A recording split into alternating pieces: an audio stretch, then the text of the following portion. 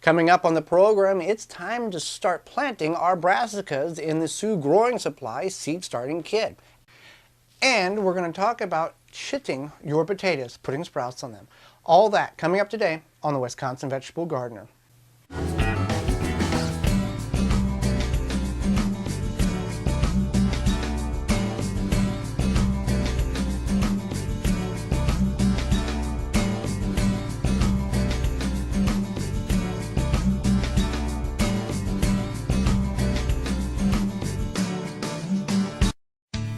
The Wisconsin Vegetable Gardener is sponsored in part by, for all your non-GMO, heirloom, organic, vegetable, flowers, and herb seeds, visit dollarseed.com. Sioux Growing Supply, located in Wausau, Wisconsin, focusing on certified leaf compost, an excellent amendment for poor soil. With their new garden blend, improving soil structure in clay and sandy soil, great for creating new garden beds. Also available from Sioux's, pre-filled trays and pots with professional potting soil mix or organic rice hull-based potting soil mix. Bag and bulk of certified leaf compost also available. Visit SiouxGrowingSupply.com. Don't poison your soil with municipal water. Attach a body, mind, and soil hose and filter. Free shipping exclusively through the WisconsinVegetableGardener.com. Just click on the body, mind, and soil icon. Authentic Haven brand soil conditioner for the home gardener. Easy to brew, 100% organic. Visit ManureTea.com. Rain Reserve.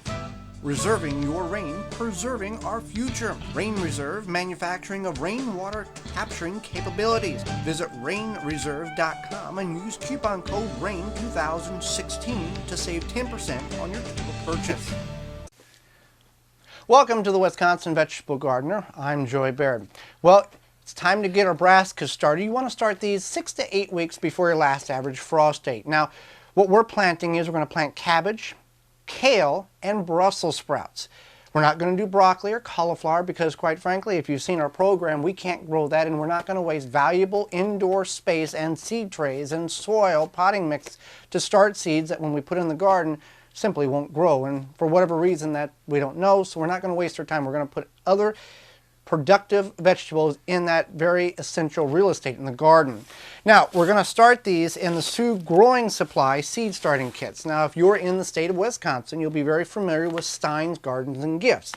These can be purchased from your local Stein's Gardens and Gifts. You can also go to SiouxGrowingSupply.com and see if you're in one of the 7 states that they distribute to, and if you're near a store that takes that sells these.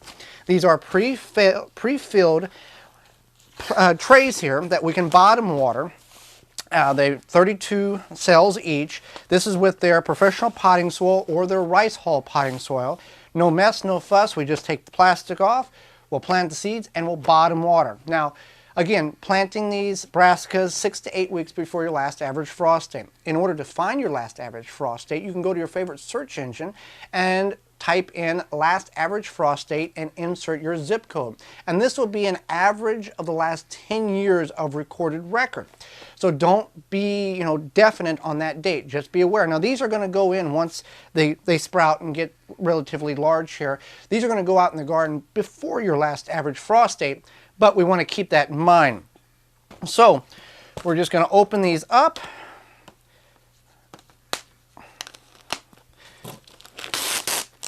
Again, no fuss, no mess. If we can get the plastic off, here we go.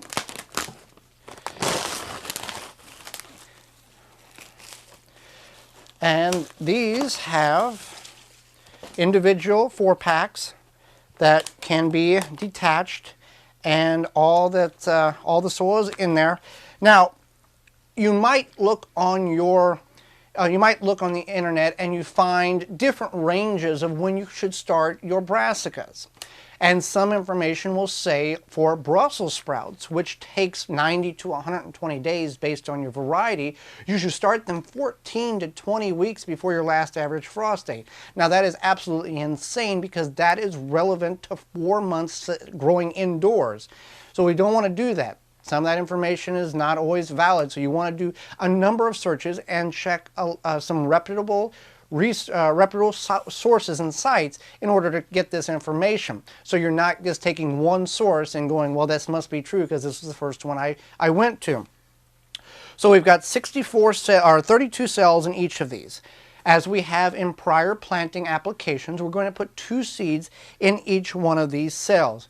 Now, this is for 2 main reasons. One, if one seed doesn't germinate, then we still have a seed that germinates in that cell. Number 2, if 2 seeds germinate, then we have 2 plants, and we can either do one of 2 things with that scenario. Take the most vibrant and healthier of the 2 plants and simply cut the other one off, or remove one and put it in another planting device to expand and have more starts. So that's a decision that you can make on a planting and plant and seed basis on your particular growing situation. 32 cells, so one of these is going to be all cabbage. So we're going to talk about cabbage here, and that's what we're going to plant in this one. In this other one, which is again the same deal, we're going to do half Brussels sprouts and half kale. Again, whatever we plant, we're doubling it because we're putting 2 seeds in each one of these.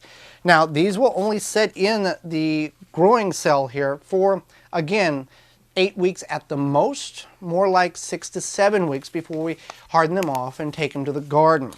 So let's talk about the cabbage. We've got red cabbage we're going to plant, which is a 76-day cabbage, red acres. It's approximately a 3-pound head cabbage. We've got golden acres, which is a 3 to 4 pound cabbage. That's a 65-day. And we also have a savory cabbage, which is a 6 to 8 pound. That's 75 days. As well as a Michelin cabbage, which is more of a sauerkraut or cooking cabbage. It's got more of a cone shape and of a head on it, and the head will, at best, will get 16 inches tall by 6 inches wide. Now we're going to plant all of these in this cell. We're not going to mark them. We're simply going to put a marking on the actual tray that says cabbage, because these are all going to mature in approximately a week to 10 days of variation. Now we also will be able to identify the red cabbage sprouts because they will come up red. So if we want to designate those to a particular portion of the garden or containers, we can certainly do that by identifying. Everything else that we plant, kale, Brussels sprouts, and the other cabbage, will all look the same. So we don't want to get things confused. So this tray will be designated to cabbage only. We'll mark that at the end, and we'll grow it appropriately. So again, these seeds are all from the same family. They all are identical in shape, size, texture, and color. So we want to make sure that, if you're doing, and broccoli and cauliflower are the same as well. So again, you're always wanting to identify what you're planting, because a couple of years ago, we thought we were putting Brussels sprouts in the ground, and come to find out we had planted 8 broccoli plants, which again, we cannot grow successfully for probably a variety of different reasons. So we had anticipated to have Brussels sprouts in a particular area of the garden, and we had broccoli that didn't grow very well. So I'm going to divide these out. I've got 8 cells of 4 each. I've got 4 packaged, so 1, 2, 3, 4 each will get its own section here, and I'm going to put 2 seeds in. Now, you could put 2 seeds right in the center, call it done, call it good. One advice that I can offer you that may help this in a little easier for you is plant them on opposite corners. This way that if 2 of them germinate, you can extract one without interfering with a lot of the roots of the other one. You can move it to another planting tray. Or if one just comes up, then you just have one in the cells. So I'm just going to go through here and they just want to be just slightly under the soil. Then once we get this done, then we'll go talk about how to plant Brussels sprouts and kale. All right, so I've got all the cabbage planted here. Now, the nice thing about these particular trays and the Sioux Growing Supply line of products, you don't have to add any fertilizer because they've already incorporated a slow-release fertilizer into their mixes, so that's very beneficial because a lot of times these big box stores, you buy this mix and it's only really just a medium for the seed to sit in until it germinates, and you've got to add some type of fertilizer to it. So that's a nice thing about it. So with the kale and the Brussels sprouts here, I'm going to divide it up here. I've got my labels, Brussels sprouts and kale, and that's going to identify that this side is all Brussels sprouts, that side's all kale, pretty self-explanatory. And each one of these cells will get 2 seeds apiece. Now, one of the problems that many of you face is at the time the seedling gets 2, maybe 3 inches tall, they fall over in their planting device and you don't know what's going on. That's called dampening off. Now, it's a fungus in the soil that attacks the base or the place where the seed emerges from the soil. One way you can slow or try to prevent this, it won't happen to everybody. One way you can prevent this or greatly reduce your chances, one, water adequately. If you bottom water, put a couple inches of water in there, let it wick up into the soil, drain off the rest of it, so you don't have a lot of water continually setting like a wet, swampy type of soil consistency. Number 2, you can use household kitchen cinnamon. That will help combat that fungus that will potentially or could take and cause that dampening off process. So that's 2 ways to prevent that before it even happens. Now, other means that you can plant, and if you don't have the accessibility to the Sioux Growing Supply seed starting trays, you can use normal trays. We've used party cups before. In a situation of a party cup, we're putting 2 seeds in a tray here. You could mass plant this. What I mean by that is put a dozen seeds in there, cover it with soil, wait until they emerge to 2-3 inches tall, and then gently divide them out and put them in their own cells. You could simply, if you have the space, you could do a 9-ounce cup. I don't have any available right now. A smaller version of this, and just put 1 seed in each cup. Totally up to you. There's no wrong way in starting your seeds. You can also use, square ones, whatever you have. Just make sure that you have proper drainage holes, and or if you don't want to puncture holes in your party cups, you want to make sure you just water them enough to where it moistens the soil. You don't have water pooling up in the bottom of the cup, because that will cause disease problems, suffocation of roots, a whole host of issues. So those 2 problems that you're going to face, you want to make sure you have plenty of drainage as well as the dampening off issue. We're simply going to plant these the same exact way as we planted a cabbage, just right under the surface of the soil, 2 seeds per cell. These will germinate in about 7 to 14 days. And then once they begin to emerge, you want to be sure you get them next to a light source, whether it be something like I have behind me, a windowsill. If you don't have a light source, growing lights, that's not a bad thing. You're not a bad gardener. We grew many years without using the availability of grow lights. They do help in dark rooms, but these can be set next to a windowsill in a situation like this, and we just rotate the seeds. Now, you will experience some legginess of where the seeds will try to reach farther to the light, trying to reach the light. That's an issue that you may run into. So that's how we plant brassicas. Broccoli and cauliflower would be the exact same way. You want to get them in your seed trays. You want to get them started 6 to 8 weeks before your last average frost date. And then we can get them out in the garden to where we can build the soil and have good cabbage, broccoli, cauliflower, whatever you're growing, and we can have a harvest for the work that we put into it.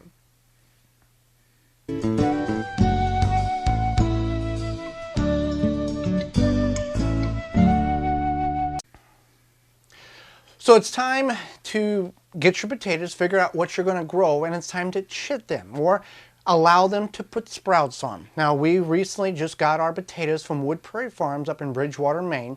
They're a certified organic, family operated and owned farm up there. They've got about 24, 26 specialty variety potatoes that you're not going to find at your local big box store or your local independent garden center. So what we have to do here, and the nice thing about them, they give you instructions, and that's what this is here. This is also on their website. I'm just going to read what we do because we don't always follow instructions, and a lot of companies put instructions on packaging for us to follow for the benefit of us and sometimes the environment.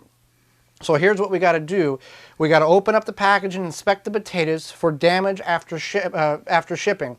We've looked at I think we've got 6 different varieties at 2.5 pounds. You do the math, not a single potato was bad. We've never had a potato that's been soft, rotten, or damaged in the years that we've worked with Wood Prairie Farms. If it's going to be more than 2 weeks before you plant your potatoes, remove them remove the tubers from the paper sacks, which over time can wick moisture away from the potato. Keep in a cool, dry place, 40 to 50 degrees Fahrenheit. It may take a week or longer for the sprouts to begin to emerge. The eyes is what it's speaking about. If sprouts are already visible, place the tubers in the light. This will green up the sprouts and hasten their readiness for planting. Protect the tubers from freezing temperatures, also from high temperatures, which can cause water loss and can cause the potatoes to shrivel. Kind of like that one. This is one that we harvested last growing season. Now this obviously was in a bag that was reaching for light. We've all had this happen in our cupboards. You get this long sprout. Now before I talk about the chitting of the potatoes here, one thing that we found, or we are experimented with, was taking and breaking this off and putting it in soil. And amazingly, this is what happens. Now we're going to move these to larger containers, but I simply just broke the sprout off, put it in the soil, and we've got potato sprouts. So we're going to move these to some containers and just see if we get anything as a neat little experiment. So that's what we're talking about. Now if you get these, if you get these and if you buy them from somewhere else and you get a long sprout, you want to plant this completely as is. You never want to break this off, because this is your energy for the sprout until it establishes roots and then disconnects itself.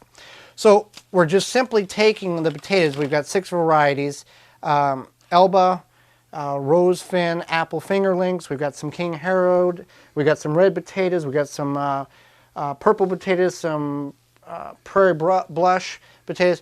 And all we're doing is, and you don't have to have anything fancy, we're just using seed trays here and putting them 1 per cell, sometimes 2 based if we have enough space, and just allowing them to absorb the light and begin putting sprouts on. And for example, this is a Prairie Blush, I think. You can see that there's sprouts already beginning to emerge. Now we're not going to plant these potatoes for approximately 3 to 5 weeks. So we're going to let them begin to put sprouts on it. And you want to take a healthy sprout is really a 1-inch sprout at most, and then you're going to divide these up and you can expand and get more seeds potatoes, or you can get more potatoes for planting by dividing these up per 1 to 2 eyes per potato. But we're just putting them in different devices. Egg cartons work very well here. You can also again use the seed trays and anything else just to get these out, because we want to not put them all together and then make them stretch for the light. We want them to naturally begin to emerge sprouts, so we are not dealing with a bunch of mess like this. We simply have little sprouts so where we can plant them. Now, you don't have to put the potatoes, you don't have to wait for them to sprout. Now, you want to get seed potatoes again, because a lot of the commercially grown potatoes have a spray that's put on them that doesn't allow them to sprout because they're not appealing in the grocery store if you got a lot of green stuff growing on them. So you don't have to allow these to chit or sprout, but it does give the potato a jump start when you place it in the ground if it's already got a growth tip already begin on it. So if you haven't purchased them, you can certainly get them from Wood Prairie Farms. They've got a great selection of potatoes. You got to get them early because they do sell out quite rapidly. Thanks for joining us. Join us again next time for more organic gardening and food preserving. I'm Joy Baird, and this has been the Wisconsin Vegetable Gardener. For more information, please visit thewisconsinvegetablegardener.com.